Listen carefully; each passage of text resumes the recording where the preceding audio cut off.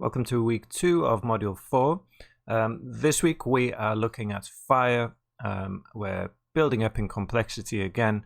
So we're going to start out by providing you with a geometry. So this is an approximation of the corridor that you can see in the footage. So we've got a plate of a corridor. The aim is to set fire to this corridor. So just like before, just like most pyro simulations, we're starting out by setting up a nice detailed source, right?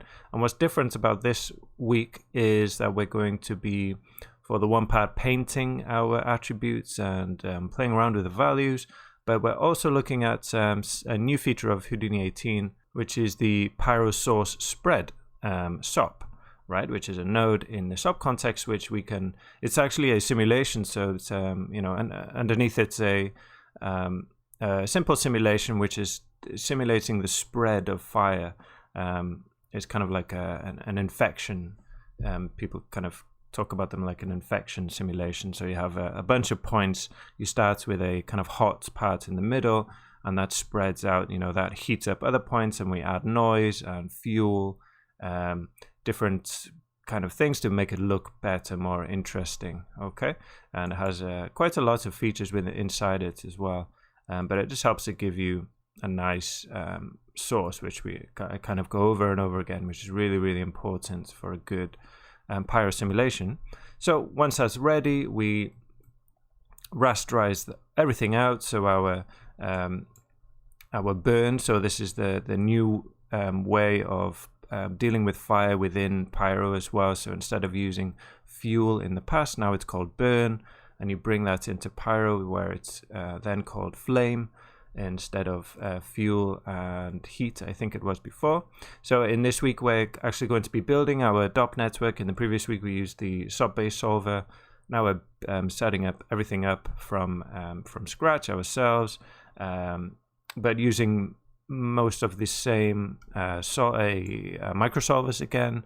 So disturbance, bit of turbulence, dissipation, vortex confinement, shredding is something we're adding this week, which is great for getting really beautiful looking flames, which we didn't use with the density previously.